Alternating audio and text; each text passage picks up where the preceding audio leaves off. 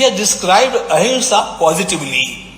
Ahimsa is not just not giving torture to anybody, but it's aggressive love to serve the whole humanity. And we shall see how this aggressive love to serve the humanity comes from Dhaneshwar Maharaj. Jagachi ye sukhodeshe, it's in Marathi, but I will translate. Jagachi ye sukhodeshe, kaya vacha manase, rahatanete ahimseche rupadana. This is the only positive definition of ahimsa, where he says, you should love the whole world and come forward for service. That is real ahimsa, and that kind of attitude is required today, the worldwide. It shall come. I believe that this conference of Dhamma and Dhamma shall give the light which shall be spread for betterment of humanity. Thank you. Thank you, Swamiji, for the welcome remarks.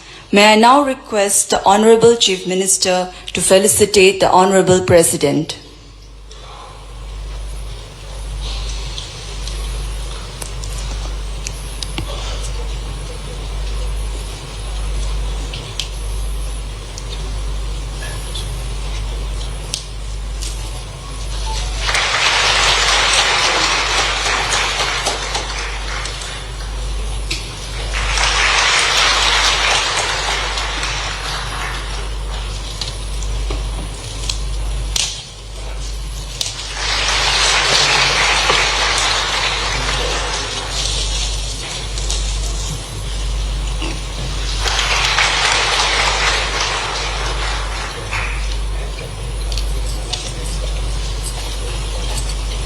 May I invite Professor S.R. Bhatt to felicitate the Honorable Governor.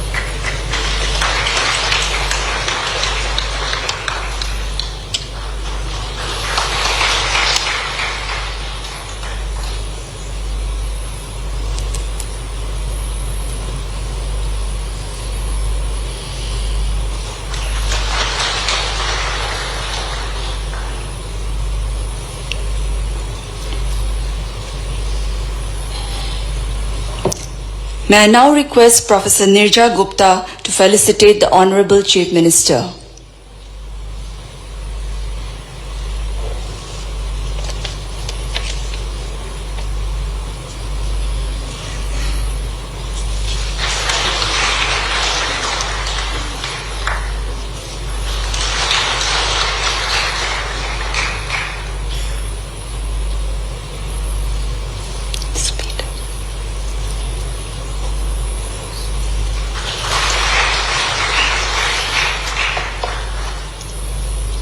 Now I would like to invite the Honorable Chief Minister to deliver his address.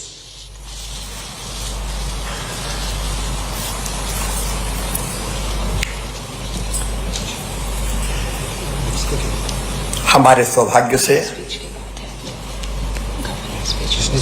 आज इस धम्म सम्मेलन में पधारी हुई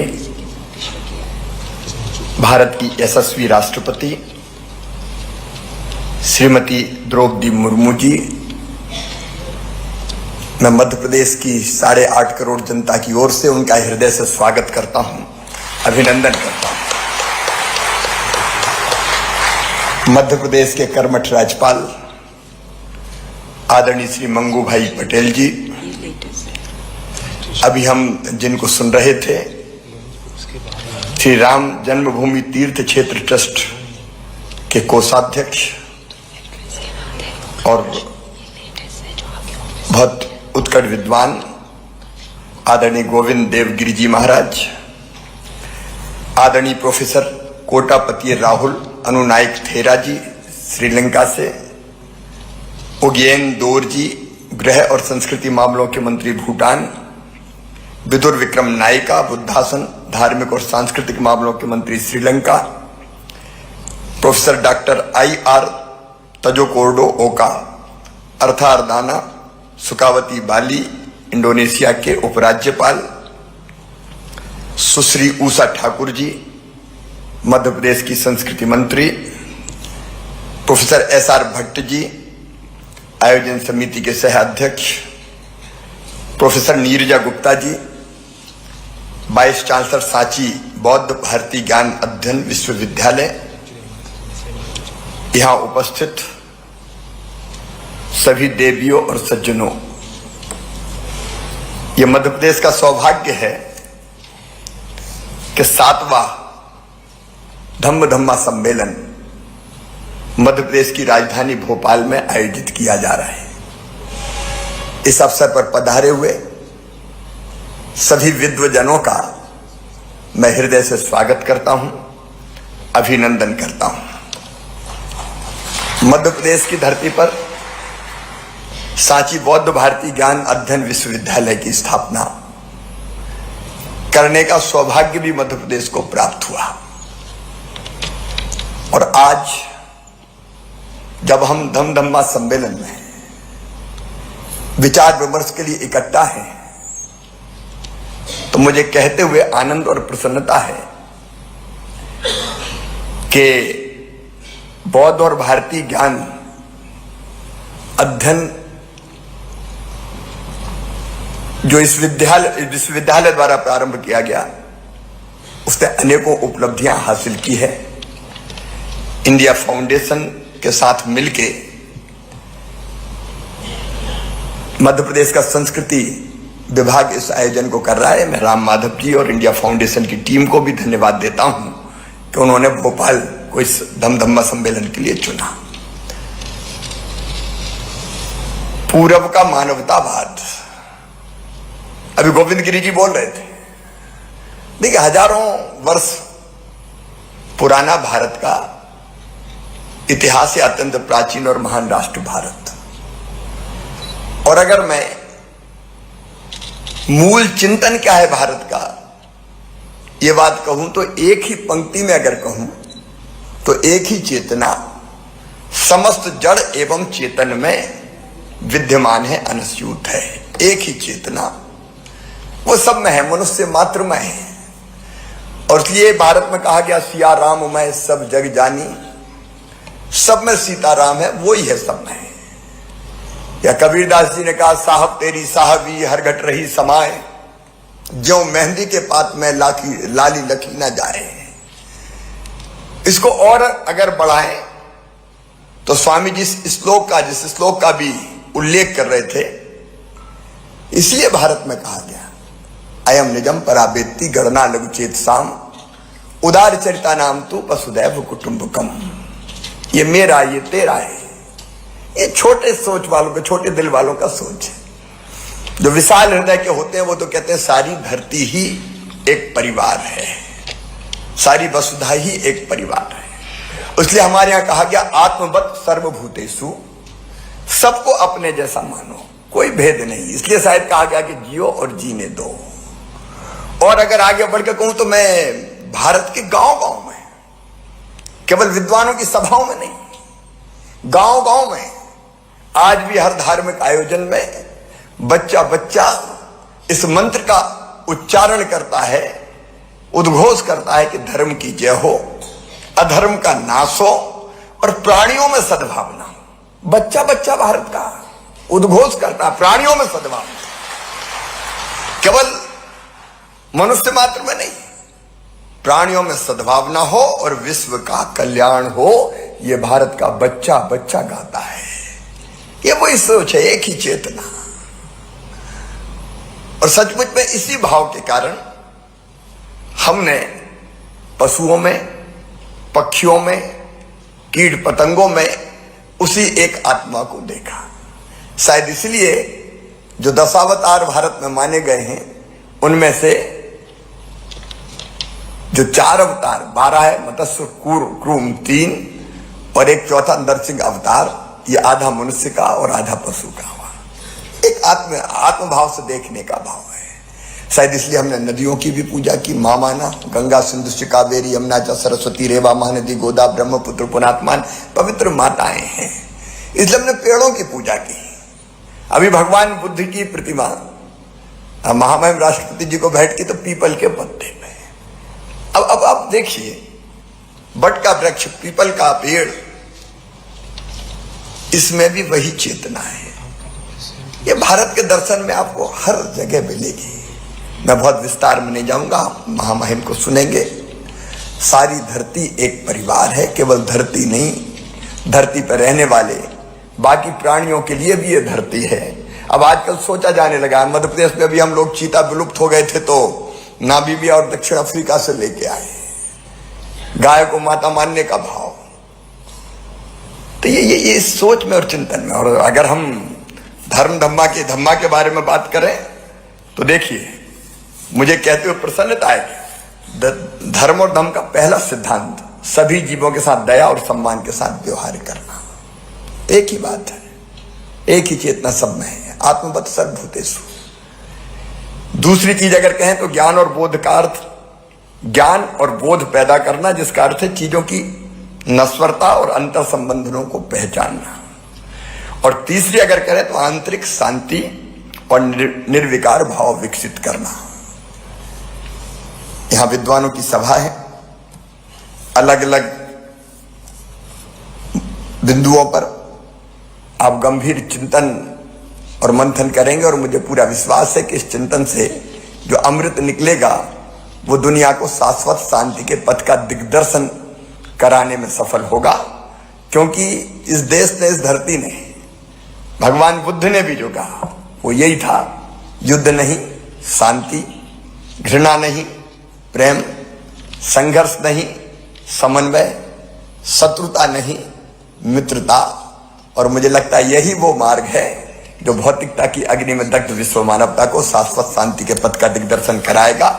और इसके लिए धम्म और धर्म सम्मेलन बहुत उपयोगी सिद्ध होगा। एक बार सभी अतिथियों का पुनः हृदय से स्वागत करते हुए मैं अपनी वाणी को विराम देता हूं। धन्यवाद। Thank you, Honorable CM, for your endearing speech. Now we will have the book launch of the Panorama of Indian Philosophers and Thinkers Encyclopedia Collection, authored by Professor S.R. Bhatt and Professor Nirja Gupta.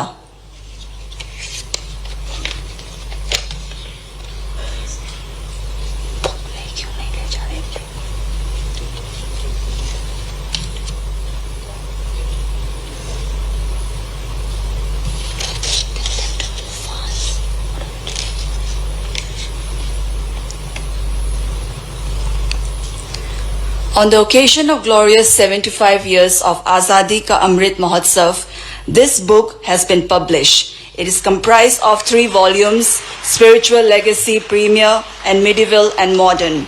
In this regard, many philosophers and scholars of India have submitted their entries into this compilation, and this is the first of this kind in India.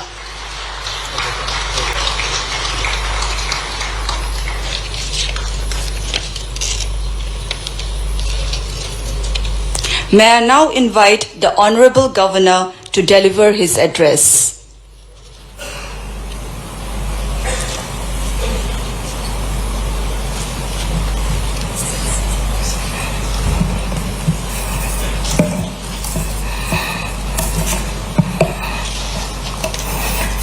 सभी को नमस्कार। 7वें international धम्म conference में पधारे भारत की माननीय राष्ट्रपति महोदया श्रीमती द्रौपदी मुर्मू जी, मध्य प्रदेश के मुख्यमंत्री श्री शिवराज जी चौहान जी, भूटान के गृह एवं संस्कृति मंत्री श्री उगेंद्र जी, श्रीलंका के धार्मिक एवं सांस्कृतिक मंत्री विदुरा विक्रम नायका जी, श्री राम जन्मभूमि तीर्थ क्षेत्र ट्रस्ट के स्वामी गोविंद देव गिरी महाराज जी, मंचासीन महानुभाव, उपस्थित संतगण, भाइयों और बहनों, आप सभी का मैं अंतर की गहराई से आप सबका स्वागत करता हूं। राजा भोज के ऐतिहासिक नगर भोपाल में नए युग के लिए पूर्वी मानवतावाद विषय पर अंतर्राष्ट्रीय धर्म अंतर्राष्ट्रीय सम्मेलन के 7वें संस्करण का आयोजन करने के लिए सांची बौद्ध भारतीय ज्ञान अध्ययन विश्वविद्यालय एवं इंडिया फाउंडेशन को बहुत बहुत बधाई देता हूं। मैं इस सम्मेलन में विदेश एवं भारत से पधारे सभी प्रतिनिधि, सम्मानीय वक्तागण और अपने अपने शोध पत्र प्रस्तुत करने वाले सभी अतिथियों का स्वागत करता हूं। मुझे ये जानकर प्रसन्नता हो रही है कि इस प्रतिष्ठित सम्मेलन में 15 देशों के प्रतिनिधि भाग ले रहे हैं। हमारे देश की सदियों पुरानी परंपरा विश्व शांति और मानव जाति के कल्याण में विश्वास रखती है और उसे बढ़ावा देती है। हमारे भारतीय दर्शन की मान्यता इस विश्वास में निहित है कि विश्व सबके लिए है और युद्ध की कोई आवश्यकता ही नहीं है। मानवता के कल्याण के लिए शांति, प्रेम और एक दूसरे के प्रति विश्वास आवश्यक है। यहां तक कि नैतिक और व्यवहारिक क्षेत्र में बौद्ध दृष्टिकोण भी मानव जाति की भलाई के लिए महत्वपूर्ण है। वैश्विक परिदृश्य में अतिवाद, विस्तारवाद, जलवायु परिवर्तन के प्रतिकूल प्रभावों से मानवता की सुरक्षा हेतु भारतीय ज्ञान एवं ऋषियों का चिंतन ही आज के समय में समाधान का रास्ता प्रस्तुत करता है। इस वार्षिक सम्मेलन का उद्देश्य दो प्राचीन सभ्यता के बीच विचारों के परस्पर विनिमय के माध्यम से सद्भाव को बढ़ा देना है, ताकि धर्म चिंतन की स्वतंत्रता का एक वास्तविक उत्सव बन सके। सदियों से चली आ रही सांस्कृतिक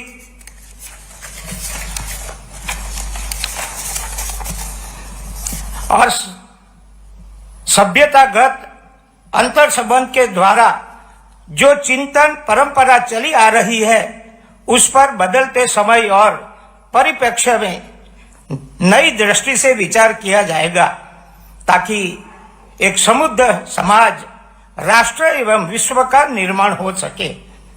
हिंसा और युद्ध से कराते विश्व के लिए बुद्ध एक समाधान है। भारत के हृदय स्थल मध्य प्रदेश में बौद्ध परिभ्रमण पथ भगवान बुद्ध के 19 शिक्षाओं को प्रसारित करने वाला केंद्र के रूप में स्थापित है। मैं आश्वस्त हूं कि यह अंतर्राष्ट्रीय सम्मेलन युद्ध एवं पीड़ा से कराते विश्व को शांति का मार्ग दिखाने में सक्षम होगा। आभार। भारत माता की जय। Thank you, Honorable Governor, sir, for your kind remarks. It is indeed my proud privilege to request the Honorable President of India to deliver her address.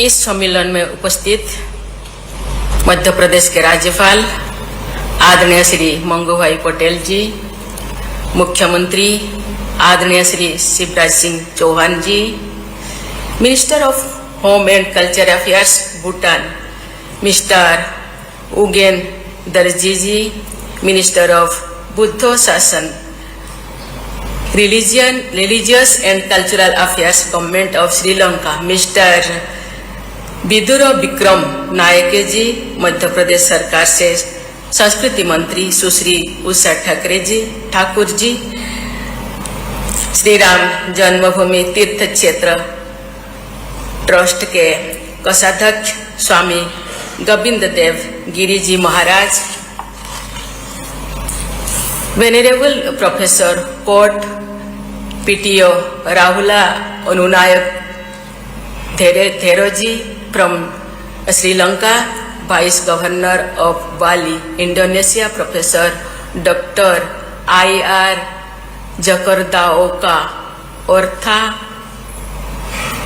Ordana मुकावती जी धम्म सम्मेलन की आयोजन समिति के सह अध्यक्ष professor SR Bhatt ji, Sanchi university के बुद्धिस्ट इंडिक स्टडीज की कुलपति डॉक्टर नीरजा गुप्ता जी, देश विदेश से आए हुए संत समाज और प्रतिनिधिगण, देवियों और स्वजनों, सबको मेरे नमस्कार प्रणाम।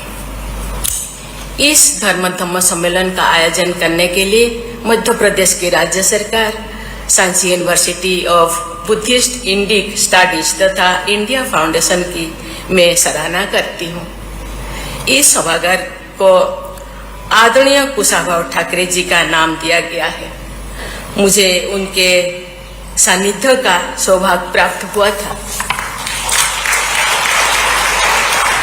जौन सेवा के कार्य में धम्म के आदर्श के अनुरूप निस्वार्थ और संपूर्ण समर्पण का उदाहरण प्रस्तुत करने वाले ठाकरे जी का स्मरण करना सभी को नैतिकता दायित्व है। धर्म और सेवा भाव से उनको जोड़ता है।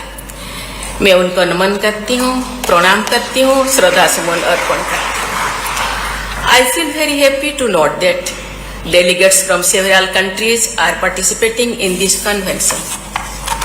Their participation in this convention underlines the universal appeals of the ideals of Dhamma. I am sure that they are happy to be in Madhya Pradesh, where Sanchi and Bharhut are located. The stupa complexes and Sanchi and Bharhut have been great symbols of the eternal Indian message of Dhamma since ancient times. The great banyan tree of Indian spirituality has its roots in India, and its branches and veins are spread all over the world.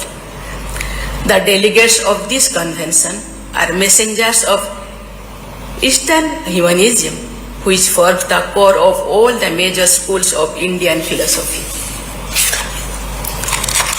For scholars, there are different schools of philosophy, but mystics of the world speak the same language. When realized souls decided to become compassionate teachers or gurus, their traditions came into existence. Many such traditions originated in India and have been flourishing across the world. These traditions are based on philosophies that did not spring from merely intellectual exercises. These philosophies are based on actual experiences of realized souls who were seekers of the ultimate truth and had realized it for themselves. That is why these philosophies are called darsana or direct vision, and the founder of every school is called a seer, that is drashta or darshanik.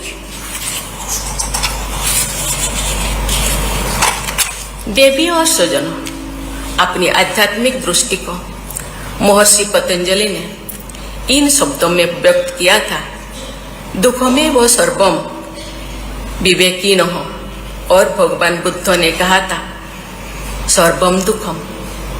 कालांतर में गुरु नानक ने कहा नानक दुखिया सब संसार। लेकिन इन सभी ईश्वरीय विभूतियों ने दुख से निकलने का मार्ग भी सुझाए हैं।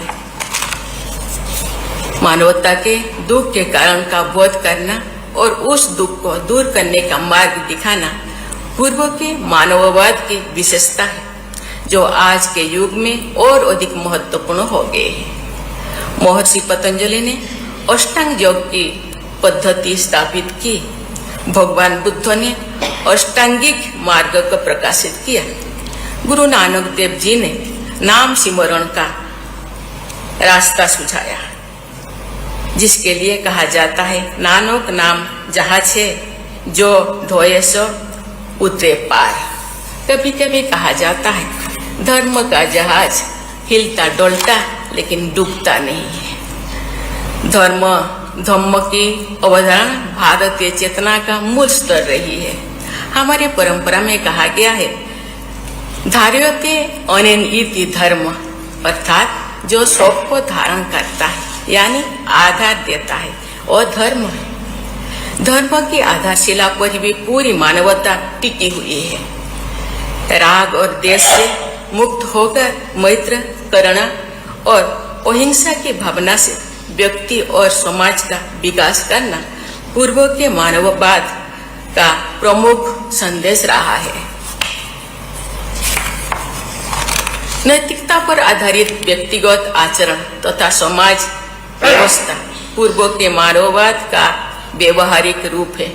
नैतिकता पर आधारित ऐसी व्यवस्था को बचाए रखना और मजबूत बनाना हर व्यक्ति का कर्तव्य माना गया है। हमारी परंपरा में ये कहा जाता है कि जिस समाज में धर्म की रक्षा की जाती है वो समाज भी धर्म का संरक्षण प्राप्त करता है। धर्म रक्षति रक्षितो हो।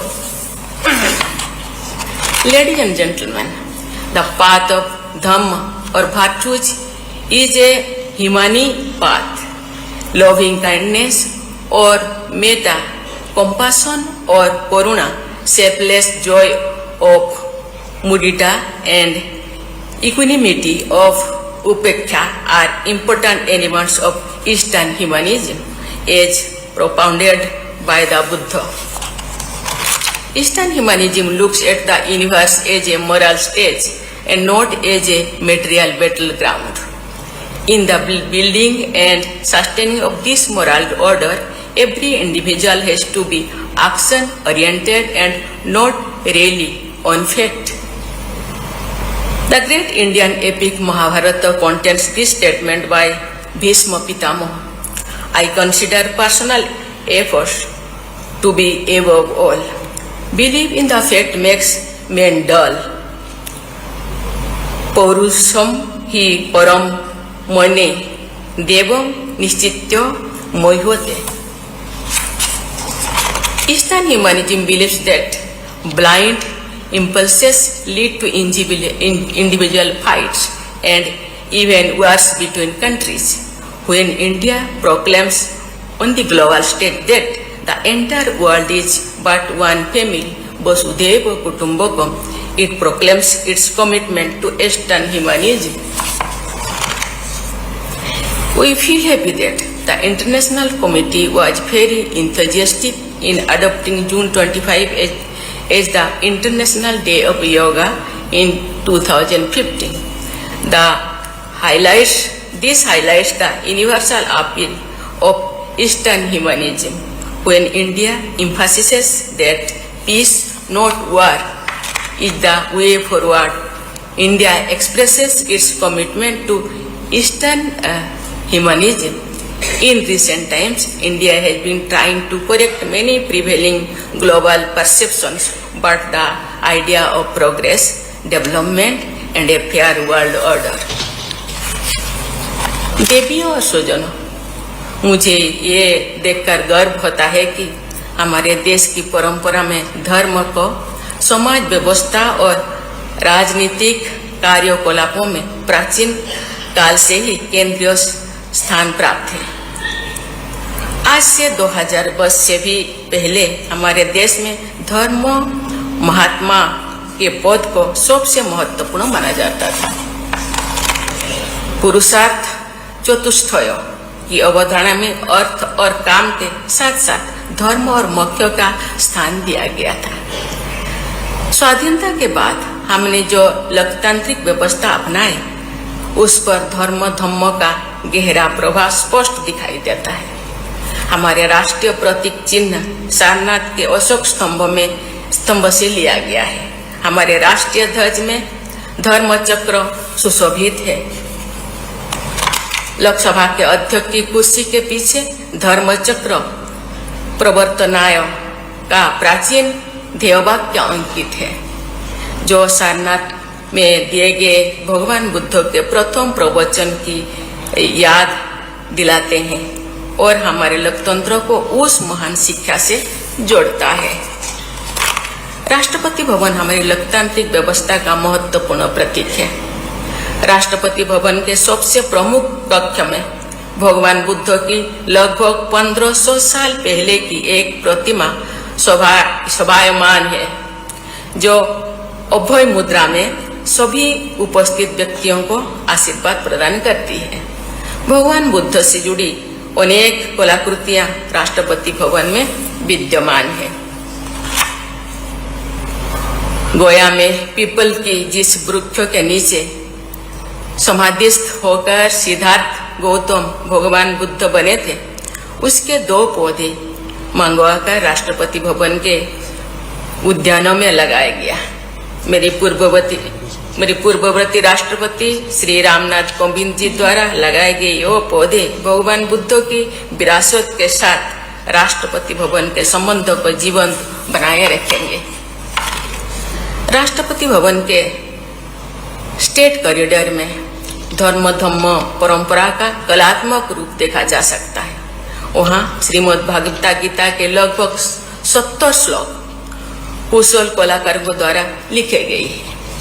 हमारे राष्ट्रपिता महात्मा गांधी महाकारुणिक भगवान बुद्ध के अहिंसा तथा करुणा के संदेश को अपने जीवन मूल्यों तथा कार्यों के द्वारा प्रसारित करते थे। बापू की प्रार्थना का आरंभ एक बौद्ध मंत्रों से होता था। उनकी प्रार्थना में गीता तथा अन्य उपनिषद के श्लोक पढ़े जाते थे। हम सभी जानते हैं कि गांधी जी ने एक आदर्श राज्य की अवधारणा को रामराज्य का नाम दिए थे।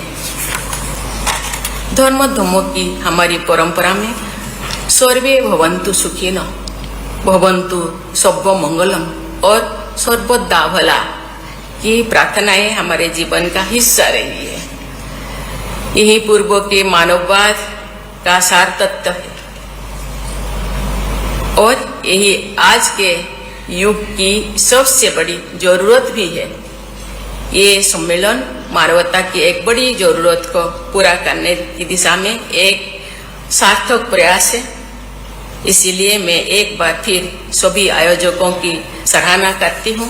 मुझे पता चला यहाँ 15 देशों से और आए हैं ज्ञानी, गुणी, महात्मा, गुरु, भिन्न भिन्न धर्म के। साथ ही साथ ये सम्मेलन 3 दिन चलने वाले हैं। मुझे लगता है ये 3 दिन का चिंतन मंथन आगामी मानव समाज को ये एक ऐसे संदेश देना चाहिए, देश विकास होना चाहिए, विकास के साथ साथ मानवता को बनाए रखने के लिए एक संदेश भी जाए दूर दूर तक, आत्मा तक, मनुष्य तक।